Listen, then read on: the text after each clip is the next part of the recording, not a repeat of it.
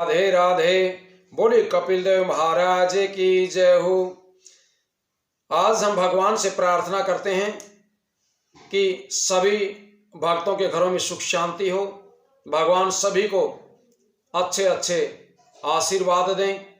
और सभी भक्तों से प्रार्थना है कि कथा को जरूर सुनते रहें और अच्छे कर्मों में लगे रहें।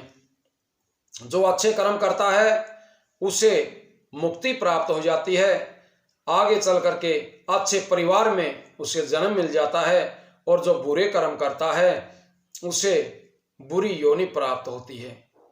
आज हम आपको श्रीमद् भागवत के तीसरे स्कंद का 33वां अध्याय सुनाते हैं। बड़े ध्यान से कथा को सुनिए, जिससे कपिल देव जी के द्वारा पूर्व दिशा को प्रस्थान तथा देवहूति की सरस्वती नदी के तट पर मुक्ति होना बताया गया है।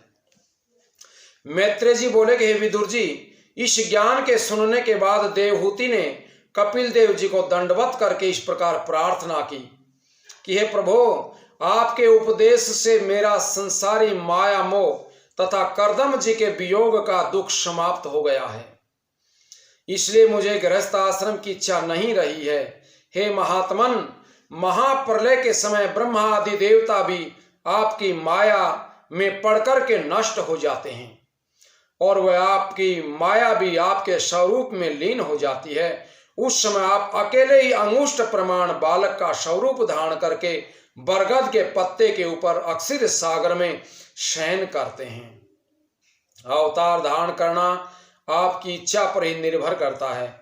जिस प्रकार पहले आपने वाराह, मत्स्य, कच्छप, नरसिंह और वामन आदि अवतार धारण करके तथा अपने भक्तों को लीला दिखा करके गोलोक धाम को प्रस्थान किया था, इस प्रकार आपने मेरे गर्भ से प्रकट होकर के मुझे ज्ञान दिया है।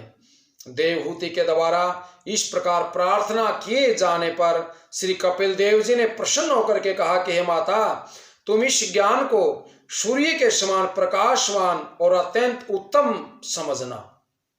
जिस प्रकार सूर्य के प्रकाश के सामने अंधकार समाप्त हो जाता है, उसी प्रकार इस ज्ञान के प्राप्त होने पर मनुष्य का ज्ञान दूर हो जाता है।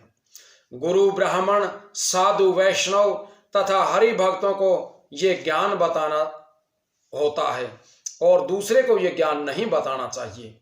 अधर्मी, मूर्ख, चोर, लोभी, मिथ्याभाषी और जो मनुष्य गुरु तथा परम ब्रह्म परमेश्वर से विमुख रहते हैं, उनसे बैर भाव रखते हैं, पराय उपकार को नहीं मानते हैं और गुरु की बात पर विश्वास नहीं करते हैं, उसे ये ज्ञान कभी नहीं सुनाना चाहिए।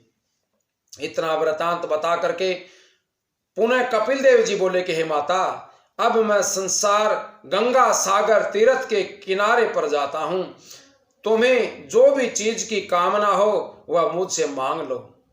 ये सुनकर के देवहूति ने हाथ जोड़ करके कहा कि भगवान, आपके समान त्रिभुवन पति को पुत्र रूप में पाने के कारण अब मुझे किसी भी दूसरी वस्तु की इच्छा नहीं रही है।